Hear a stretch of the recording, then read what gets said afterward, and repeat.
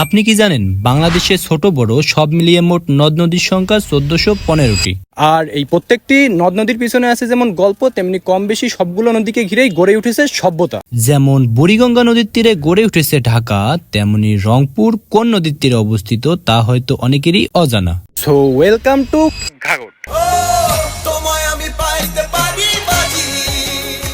রংপুরের ইতিহাস ও ঐতিহ্যের সাথে মিশে থাকা একটি নদী হচ্ছে ঘাঘট নদী। এককালে এটি রংপুর শহরের অন্যতম প্রধান বাণিজ্যিক ও যাতায়াতের পথ ছিল এবং 1869 সালে এর তীরে রংপুর পৌরসভা গড়ে ওঠে। এই নদীর উৎপত্তি স্থল হচ্ছে নীলফামারী জেলার কিশোরগঞ্জ থানার কুজিপাড়া গ্রামে তিস্তা নদী থেকে এবং রংপুরের গঙ্গাচড়া ও সদর উপজেলার উপর দিয়ে বয়ে গিয়ে গাইবান্ধার ফুলছড়ির ঘাট থেকে কয়েক কিলোমিটার উত্তরে ব্রহ্মপুত্র নদীর সঙ্গে মিলিত হয়েছে।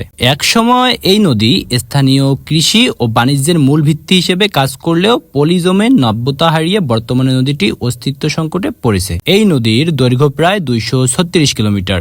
আর এই নদীকে কেন্দ্র করেই শহরের পাশে নদীর তীরে বানানো হয়েছে সেনাপ্রাস বিনোদন পার্ক, যেটি বাংলাদেশ সেনাবাহিনী কর্তৃক পরিচালিত একটি জনপ্রিয় ও মনোরম বিনোদন কেন্দ্র। 2013 সালে প্রায় 1100 একর জায়গা জুড়ে প্রতিষ্ঠিত হয় এই পার্কটি। শহরের বিনোদন কেন্দ্রগুলোর মধ্যে এটি অন্যতম। চাইলে আপনি এখানে ঘুরে আসতে পারেন, তবে রিকমেন্ড করব ফ্যামিলি সহ না আসার জন্য। আজকের মতো পার্কেই ঘুরেন, আমি চলে যাচ্ছি। পরবর্তী কোনো ভিডিও দেখতে আমাকে খুঁজে পেতে সেই ব্যবস্থা করে রাখতে পারেন। আল্লাহ হাফেজ।